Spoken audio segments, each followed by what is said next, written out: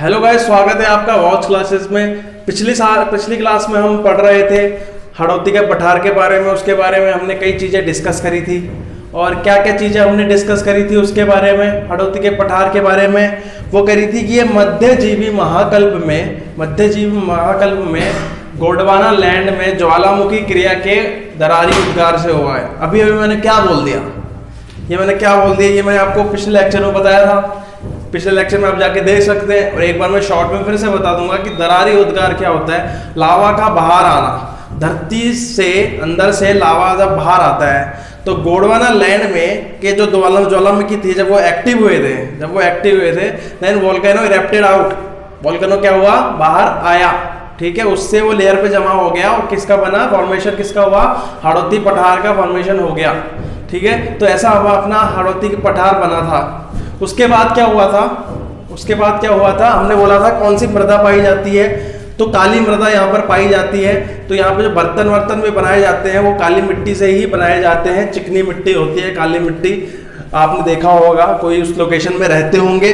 तो हमने बोला था ये सबसे छोटा भौतिक प्रदेश है, मतलब इसका जो वर्ग वो है, इसका क्षेत्रफल है वो सबसे कम है चारों प्रदेश में। हमारे जो चारों प्रदेश थे जो कि पश्चिमी प्रदेश था, अरावली प्रदेश, फिर पूर्वी पठारी प्रदेश और हाड़ौती पठारी प्रदेश, तो इन चारों में से सबसे कम एरिया का तो था, ये था हाड़ौती का पठारी प्रदेश था, ठीक है। उसके बाद हमने क्या डिस्कस करा था इसमें 4 जिले आते हैं, बूंदी, कोटा, बारा, झालावाड़। इसमें 4 जिले आते हैं, बूंदी, कोटा, बारा, झालावाड़। और झालावाड़ में आपको याद है सबसे ज्यादा वर्षा होती है। वो अगले हम कुछ लेक्चरों में आने वाले में मानसून के बारे में जब हम बात करेंगे उस पर हम डिस्कस करेंगे, ये चीज डिस्कस करेंगे। उसके बाद ये था कि इसमें आग्नेय चट्टानें, इसको बेसाल्ट चट्टानें बोलते हैं, है ना। ये जो आग्नेय चट्टानें का जो टाइप होता है बाह्य चट्टानें, वो ऐसी चट्टानें यहाँ पे पाई जाती हैं। चंबल नदी का यहाँ पे प्रवाह होता है, चंबल नदी आती है, ठीक है, उसका प्रवाह होता है, मध्य प्रदेश से निकलती है हमारी चंबल नदी, ठीक है। और यहाँ पे आगे जाके यमुना में मिल जाती है रामेश्वरम में, ठीक है। ये वाली बात की थी। फिर हमने 2 पार्टों में डिवाइड किया था इसको, हाड़ौती के पठार को 2 पार्टों में डिवाइड किया था, ध्यान से सुनना। एक था विंध्य कगार क्षेत्र और दूसरा था ढक्कन का पठार। विंध्य कगार क्षेत्र और ढक्कन का पठार में डिवाइड किया था, ठीक है। और मैंने एक चीज और बोली थी, जो हाड़ौती का पठार है ये मालवा के पठार के उत्तरी साइड में सिचुएटेड है, नॉर्थ साइड ऑफ मालवा का पठार, ठीक है। तो Malwa प्लेटू, north side of Malwa प्लेटू ये सिचुएटेड है, ठीक है। फिर हम बात कर रहे थे कुछ अर्धचंद्राकार पहाड़ियों की। विंध्य कगार क्षेत्र में अर्धचंद्राकार पहाड़ियां हैं, उससे मैं स्टार्ट करूंगा आप इस लेक्चर को। तो विंध्य कगार क्षेत्र, पहले हम बात कर रहे हैं हाड़ौती का पठार में हम पढ़ रहे हैं, ये सब हाड़ौती का पठार इस सब में हम ये पढ़ रहे हैं। और विंध्य कगार क्षेत्र हम डिस्कस कर रहे हैं, विंध्य कगार क्षेत्र के में हम डिस्कस कर रहे हैं। इसमें हम पहला पॉइंट पढ़ रहे हैं कि जो अर्धचंद्राकार पहाड़ियां हैं उसके बारे में हम बात कर रहे हैं। तो अर्धचंद्राकार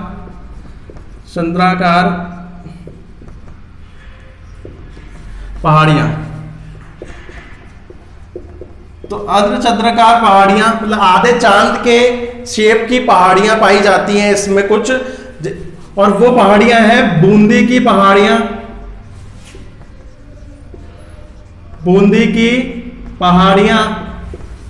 मुकुंदरा की पहाड़ियां, दूसरा मुकुंदरा की पहाड़ियां।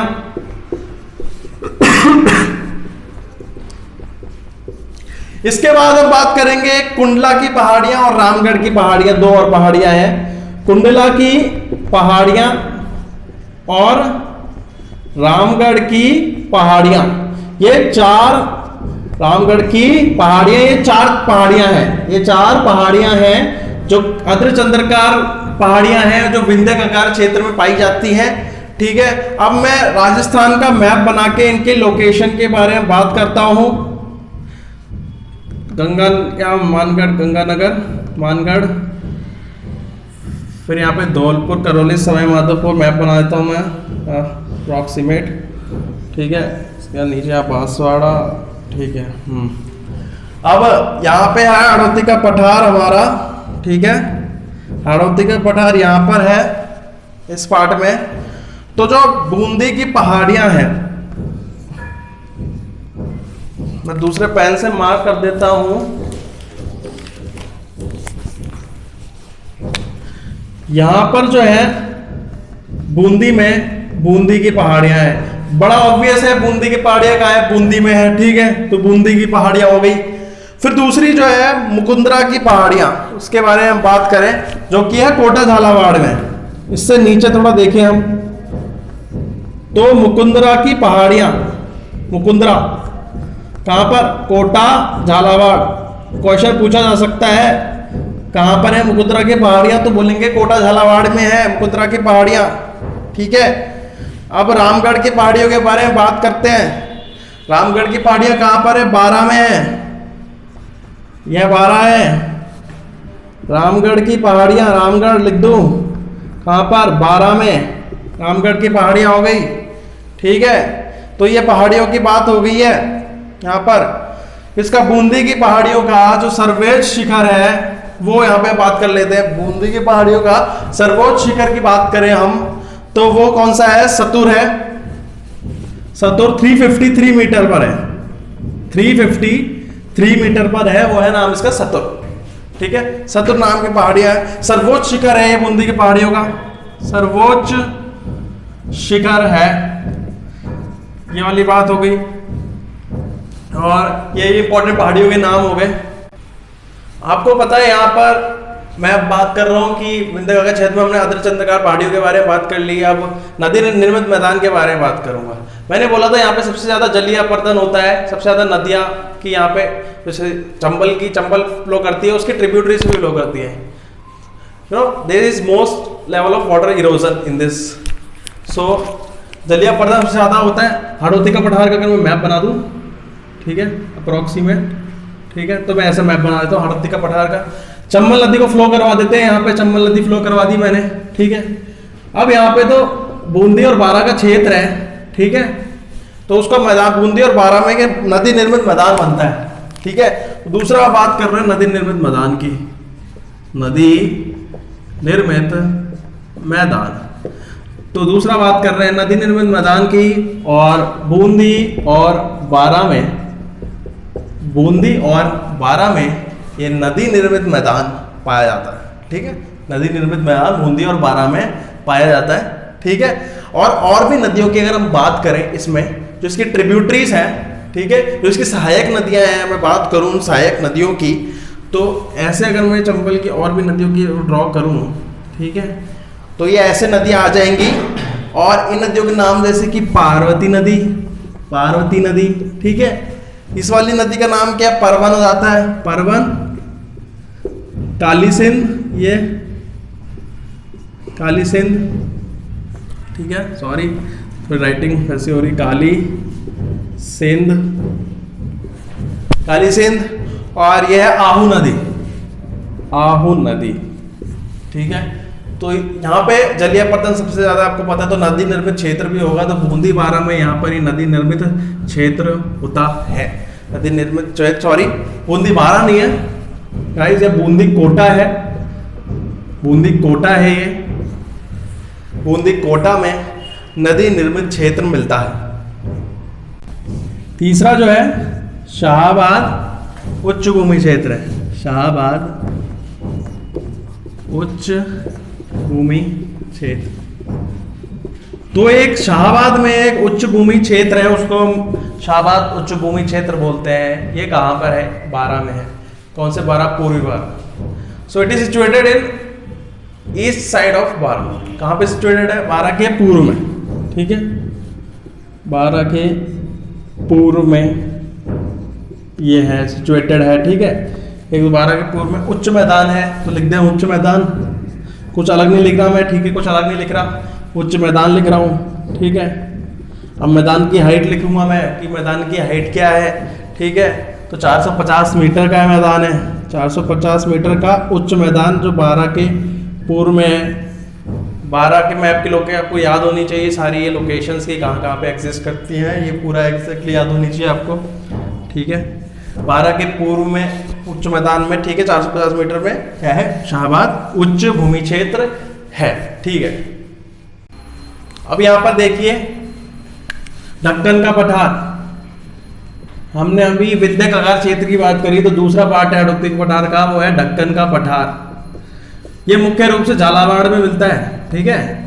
झालावाड़ कहाँ पर था, नीचे वाला पार्ट था यहाँ पर देखिए इंपॉर्टेंट बात है, ये झालावाड़ था, तो बचा हुआ पार्ट क्या था, ये विंध्य कगार क्षेत्र, ठीक है। तो ये हमारा झालावाड़ में ही पड़ता है लगभग पूरा, ये जो दक्कन का पठार होता है ये झालावाड़ में ही पड़ता है, ठीक है। तो झालावाड़ में कहाँ कहाँ पड़ता है, ये दो पार्ट इसके मैं देखूंगा, इसके दो पार्ट में देखूंगा कि दक्कन के पठार के दो पार्ट कौन से हैं। तो पहला है डंग गंगदर प्रदेश, उत्तर प्रदेश, नाम थोड़ा इसका अजीब सा लगेगा, डंग गंगदर प्रदेश।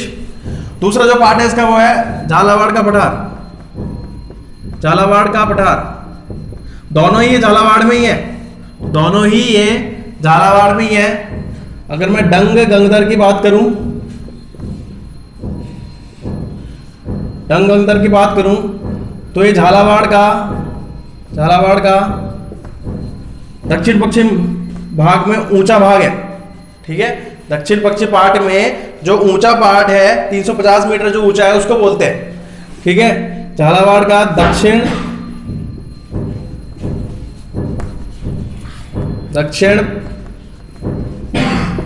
पश्चिम का जो पार्ट है, जो भाग है, ठीक है, दक्षिण पश्चिम भाग जो कि 350 मीटर ऊंचा है। कितना ऊंचा है, 350 मीटर ऊंचा है। डंग गंगधर, नाम याद रखिए कि डंग गंगधर। दूसरा कौन सा है, झालावाड़ का पठार, तो कहां पर होगा, झालावाड़ में ही होगा। ये भी कहा है झालावाड़ ही है, दक्षिण पश्चिम है। और जो बचा हुआ भाग है, बचा हुआ भाग किस में आता है, झालावाड़ का पठार, ठीक है। झालावाड़ का पठार लिख दूं मैं, इसको पूरा लिखा मैंने, झालावाड़ का पठार शेष भाग जो है, तो मैं इसमें लिख रहा हूं शेष भाग जो है वो झालावाड़ का पठार है, ठीक है। किसका शेष भाग, डंग गंगधर जो था उसका जो बचा हुआ पार्ट, झालावाड़ में से अगर डंग गंगधर निकाल दे तो शेष भाग जो बचेगा वो होगा झालावाड़ का पठार। और ये क्या है, इसमें काली मृदा ही पाई जाती है जनरली, ठीक है। काली मृदा का वो है इसमें, वैसे तो पूरा हड़ौती के पठार में ही काली मृदा पाई जाती है, ठीक है, लेकिन मुख्य रूप से इसमें पाई जाती है, इसमें इसकी प्रॉपर्टीज में आता है ये कि झालावाड़ के पठार में मुख्य रूप से क्या पाई जाती है, काली मृदा पाई जाती है, ठीक है। अब इन दो पार्टों की बात कर लेते हैं। महान सीमा व्रंश जिसको हम बोल रहे हैं ग्रेट बाउंड्री फॉल्ट, इसकी बात कर लेते हैं कि ये कहां पर है। तो ये जैसे मैं मैप बना दूँ थोड़ा, ठीक है, अपना मैप बनाते हैं हड़ौती के पठार का, ठीक है, ऐसा मैप है। तो यहाँ पर बूंदी और किसमें, सवाई माधोपुर में, बूंदी और सवाई माधोपुर में ये जो है अपना ग्रेट बाउंड्री फॉल्ट प्रेजेंट है। बूंदी और सवाई माधोपुर की बात करें, ठीक है, क्या प्रेजेंट है, ग्रेट बाउंड्री फॉल्ट या महान सीमा व्रंश। दूसरा पार्ट संक्रांति क्षेत्र की बात कर रहे हैं, यहाँ पे अरावली और विंध्याचल प्रदेश 90 डिग्री पर मिलते हैं, अरावली और विंध्याचल। अरावली है, दूसरा क्या है, दूसरा क्या है, विंध्याचल। अरावली विंध्याचल 90 डिग्री पे मिल रहे हैं, ठीक है। और ये कौन से क्षेत्र में मिल रहे हैं, रणथंभौर,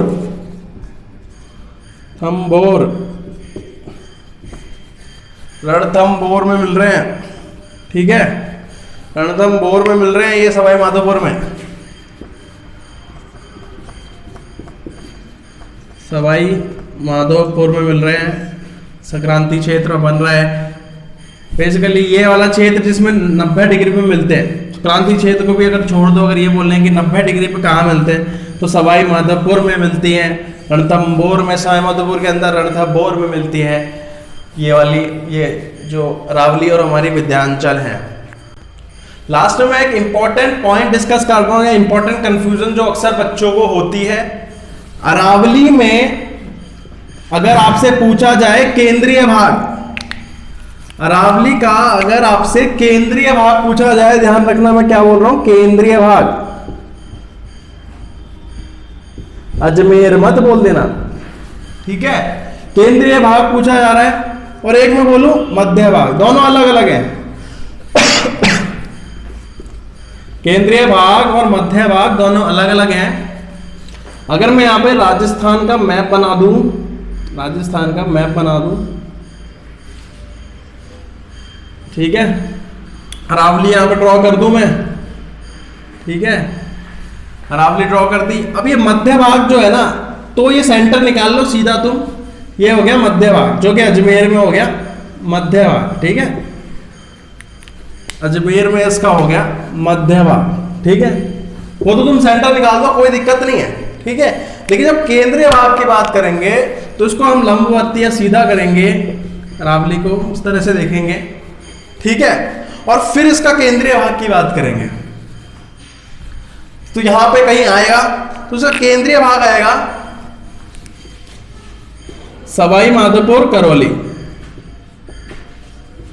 सवाई माधोपुर और करौली में,